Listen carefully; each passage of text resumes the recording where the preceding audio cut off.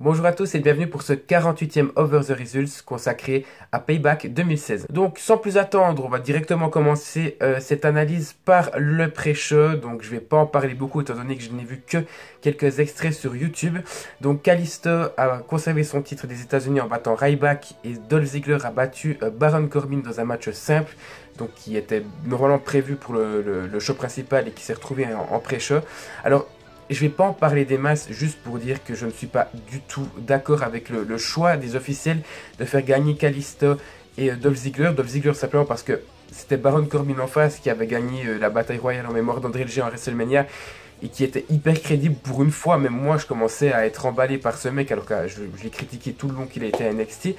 Donc, première grande déception. Et Kalisto contre Ryback, le match avait l'air d'être potable. Comme j'ai dit, j'ai regardé que quelques extraits. Je pense qu'il aurait eu sa place dans le main show.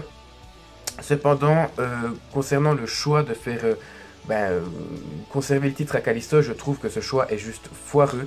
Le règne de Kalisto est inintéressant à souhait et j'aurais préféré avoir Ryback champion des États-Unis, étant donné qu'il est totalement décrédibilisé. Là, cette fois-ci, je pense que son personnage est définitivement mort.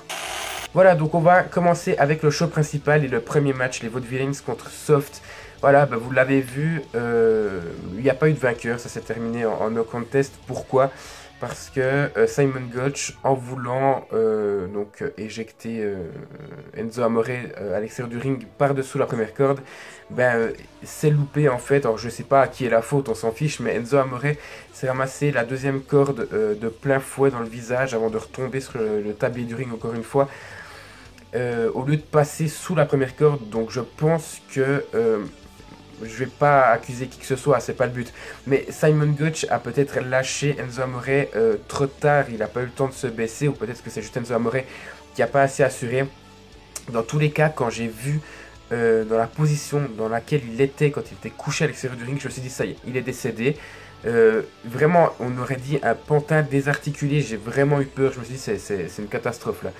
J'étais sûr qu'il était décédé et encore, je crois que Bika s'est allé directement vers lui, mais avant que l'arbitre fasse le signe, le X qui annonce qu'il y a un blessé, j'étais sûr qu'il était décédé. Comme je l'ai vu retomber, j'étais sûr et finalement non. Il a, en guillemets, juste une commotion cérébrale, donc plus de peur que de mal. Et vous pensez bien que je ne vais pas noter ce match-là. Le pay-per-view commence réellement avec le premier match et pour moi le meilleur de la soirée, Kevin Owens contre Sami Zayn. J'ai mis que ce match était une tuerie, ça bougeait de partout, le rythme était ouf. Niveau in-ring, voilà, c'est du Owens, c'est du Zayn quoi, je veux dire, on ne peut que être impressionné par ces deux gars-là. Ça s'est déroulé principalement, enfin pas principalement, mais notamment aussi à l'extérieur du ring. J'en pourrai jamais plus de ce DDT que nous offre Sami Zayn en passant entre la première et deuxième corde depuis l'extérieur du ring. C'est incroyable. Et j'ai mis au final une victoire de Owens. C'est assez étonnant. Après, c'est vrai que Christophe a fait justement remarquer Sami Zayn s'est en guillemets vengé doublement pour une action de Owens. Owens avait trahi Zayn à NXT et Zayn s'était vengé en lui coûtant le Rumble match et en lui coûtant le titre intercontinental à WrestleMania. Donc c'est vrai que maintenant on est un peu à 2-2 quoi avec une victoire d'Owens. Mais je m'attendais plus à une victoire de Zayn, donc j'ai été surpris. Et à ce moment-là j'ai mis quelle suite pour Sami Zayn, parce que j'ai pas vu la suite. Owens ira à la table des commentateurs parce qu'il veut avoir un match revanche pour le titre intercontinental étant donné que c'est le suivant. Pour la note finale j'ai mis 9,5 sur 10 pour ce match-là. Et dernière petite chose, j'ai cru que Byron Saxton allait sortir de son rôle de commentateur pour redevenir catcheur. Pour les gens qui ne le savaient pas, je crois qu'il était dans la saison 2 de NXT. Donc NXT ancien, hein, pas le NXT qu'on connaît aujourd'hui. Heureusement non, parce que Saxton je l'ai jamais vraiment aimé en lutteur, même si j'ai pas eu le temps de le voir beaucoup en action. Mais finalement c'est mieux que ça reste comme ça. Et on enchaîne directement avec le match intercontinental. Donc la mise qui défendait son titre contre Cesaro. J'ai dit que c'était un match un peu en guillemets décevant après l'opener. Alors il n'est pas décevant, ce match est très bon, hein, je ne vais pas dire l'inverse. C'est Cesaro, j'aime beaucoup le mise aussi, mais je m'attendais pas forcément à un même match que Owens et Zayn, et c'est normal, on n'a pas eu ça. Mais j'ai été quand même un petit peu déçu après le premier match, justement. Peut-être qu'ils auraient dû inverser, ça aurait peut-être plus passé à mon sens. Mais pour moi, ce deuxième match, et c'est un peu la même chose avec le troisième, même si pour le troisième c'est moins prononcé, c'est de nouveau un problème de connexion, comme j'aime bien appeler ça. C'est-à-dire qu'on a une première moitié de match où c'est potable, mais c'est un peu fade. C'est-à-dire qu'il y a un manque de connexion. On dirait que les deux lutteurs porteurs prises et qui sont pas vraiment physiquement là. Vous voyez, en tout cas, ils sont pas connectés l'un à l'autre. Comme s'ils étaient déjà dans la deuxième partie du match à réfléchir ce qui allait se passer et à un peu anticiper. C'est un peu ce que j'ai ressenti pour ce match-là. Et pour moi, il y a un gros défaut pour ce match-là. J'en parlerai après. Juste dire que la deuxième moitié était quand même nettement plus rythmée et plus intéressante que la première moitié du match. Et le gros défaut pour moi, c'est Sami Zayn revient pour attaquer Kevin Owens qui était toujours à la table des commentateurs. Alors c'est bon de mettre ça, je veux pas dire l'inverse. Le problème, c'est que ça bouffe tout le spotlight du match. C'est-à-dire qu'on va plus s'intéresser à Owens Zayn qu'au match qui est en train de se passer. Après, j'ai beaucoup aimé le finish, le fait que Miz tape, ça fait rager tout le monde, moi le premier. Finalement, l'arbitre ne le voit pas parce que Owens et Zayn sont sur la pointe du ring. Et puis finalement, Cesaro, en allant voir ce qui se passe, Miz arrivera par derrière, lui fera un petit paquet et gagnera le match comme ça. Et j'ai mis l'après-match aussi est génial. Je pense qu'il y aura un Fatal 4-Way avec Sam Rules pour le titre intercontinental. Et j'ai mis à noter encore une fin avec Owens debout. C'est peut-être pas étonnant pour certains, mais moi ça m'étonne en sachant qu'il avait eu un certain dépush quand même, on va dire depuis WrestleMania et même depuis un sacré moment quand même, depuis qu'il avait perdu contre Cena. Il avait un peu perdu ce momentum qu'il avait eu à son arrivée, donc pour moi c'est bien de voir Owens debout. Et pour la note du match, j'ai mis 7,5 sur 10. Troisième match, Dean Ambrose contre Chris Jericho, donc j'ai mis que c'était un bon petit match là également. Le même problème, manque de connexion entre les deux durant la première moitié du match. Mais bon, c'est beaucoup moins prononcé que le deuxième, j'ai beaucoup plus accroché à celui-là qu'au deuxième. Pourtant, ils ont exactement la même note, c'est 7,5 sur 10. J'ai mis que le match était un petit peu chaotique, se déroulant notamment à l'extérieur et sur la table des commentateurs. C'est très bon, mais moi le gros défaut de ce match-là, c'est que je l'ai trouvé pas très bien ficelé. Alors en termes, j'ai plus l'impression que c'était un match où il y avait beaucoup de prises, mais pas forcément avec un fil conducteur, vous voyez. Comme si le match était déconstruit et qu'on remettait les prises un peu dans un ordre totalement aléatoire. C'est ça qui m'a posé problème, mais c'est un tout petit détail. J'ai mis 7,5 sur 10. Pourquoi? Parce que, je sais pas, j'avais beaucoup plus d'attentes pour ce match-là que pour le deuxième, par exemple. Et j'ai été un peu plus déçu là également, mais ça reste un bon match. J'ai mis que Ambrose l'emportait, donc c'est bien pour sa crédibilité. Et le finish, j'ai mis qu'il était intéressant parce que Chris Jericho va résister jusqu'au bout. Dean Ambrose va avoir énormément de peine à porter sa prise de finition. Parce que Chris Jericho résiste, donc c'est bien aussi pour la crédibilité de Jericho. Il a gagné à WrestleMania contre AJ Styles. Et finalement, il aura bien résisté à sa défaite contre Dean Ambrose à Payback. Donc c'est une bonne chose.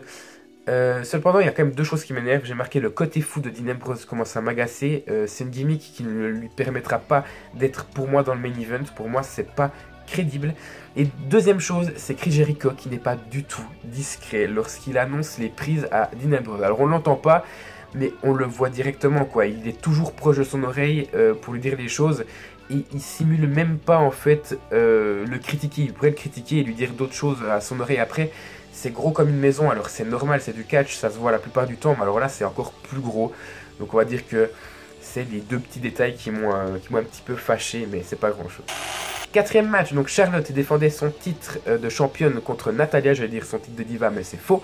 J'ai mis le match est potable, mais sans plus, je vais pas forcément beaucoup critiquer ce match-là, c'est clair que je préfère ce match-là au Charlotte Bribella de Fastlane, je crois, là il y a juste même pas, il y a même pas photo quoi. Sinon j'ai mis, je critiquais beaucoup Ric Flair par rapport à ses apparitions à côté de Charlotte. Mais Bret Hart, qu'est-ce qu'il fait en fait? Le mec c'est le premier à critiquer, mais il n'en fout pas une à côté du ring. Il a servi à rien quoi. Il a essayé de faire un semblant de ouais, encourager Natalya au bout d'un moment. Il a critiqué une fois Ric Flair. Sinon le mec il était penché sur le ring et il a rien foutu. Pour moi il a servi à rien.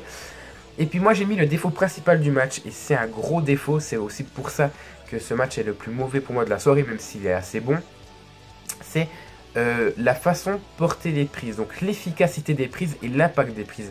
On le voit notamment à la fin, et là, bizarrement, ça vient pas de Charlotte, mais principalement de Natalya. On le voit, c'est à l'image du sharpshooter de Natalya après le match. Elle hésite, il y a beaucoup trop d'hésitation de la part de Natalya, du coup les prises sont moins efficaces. Sinon, j'ai mis très bonne idée, le Chicago Screwjob comme je vais l'appeler. Donc le match s'est terminé avec un figure 8 leg lock, contré, puis un sharpshooter de la part de Charlotte sur Natalya, donc c'est là la petite spécificité. Et finalement, l'arbitre Charles Robinson va sonner la fin du match, alors que Natalia n'avait pas tapé. Référence à Bret Hart, au Montreal Screwjob, Survivor Series 97, je crois. Donc j'ai trouvé que c'était une bonne idée. C'était pas très original, mais c'était très très bien placé. Donc ça m'a surpris. Charlotte conserve. C'est un bon match féminin, même si je m'attendais plus. Enfin, il est potable comparé à ce qu'on a eu avec d'autres matchs où Charlotte était dedans à conserver son titre. Donc j'ai mis quand même la note de 7 sur 10. Enfin, très rapidement, Vince McMahon, la décision concernant Raw. Donc, j'étais sûr qu'il allait avoir, enfin, je l'espère en tout cas, qu'il allait avoir la distinction des deux rosters à nouveau avec Stephanie à Raw et Shane à SmackDown, j'étais sûr. Et puis, Stephanie et Shane McMahon sont arrivés et ils ont chacun amené leur argument. Et là, je me suis dit, prévisible. Ils amènent leur argument et forcément, Vince McMahon va pas pouvoir choisir, il va se nommer soit lui, ou il va soit nommer les deux en même temps, et c'était mal fait. Voilà, je vais pas noter, c'est un segment, je le note pas, mais je trouve que c'était mal fait. Après, au niveau des arguments, Stephanie McMahon a des arguments qui sont beaucoup plus crédibles que ceux de Shane McMahon. Il n'y a juste pas photo, il y a une faiblesse au niveau du contenu argumentatif de Shane McMahon, c'est assez flagrant, et il a perdu de toute façon le match à WrestleMania contre l'Undertaker. Basta, ça suffit. Un point là, et Stephanie McMahon résume tout, et Shane McMahon n'a pas besoin d'être là. Après, les deux sont à Raw, c'est bien. J'espère quand même une distinction des deux rosters par la suite. Et enfin, le main event, Roman Reigns défendait son titre de la WWE contre AJ Styles. Donc j'ai mis que c'était un match, waouh, pratiquement parfait. Je n'aurais pas mis 10 sur 10 parce que pour moi, il y a quand même deux gros défauts qui sont beaucoup trop grands. Et je vais déjà en parler d'un maintenant. C'est l'opposition de style. Alors, j'avais dit, les deux ensemble, ça va pas le faire. Il y a trop d'opposition. C'est une force quand même. Mais ça amène un gros problème parce que un est bourrin, l'autre est technique. Souvent, ça fait pas bon ménage. C'est comme si on avait un Big Show contre un Daniel Bryan, quoi. Pour moi, ça le fait pas. Je prends deux exemples extrêmes, mais ça le fait pas. Et là, j'ai été surpris en bien. Le problème, c'est le rythme.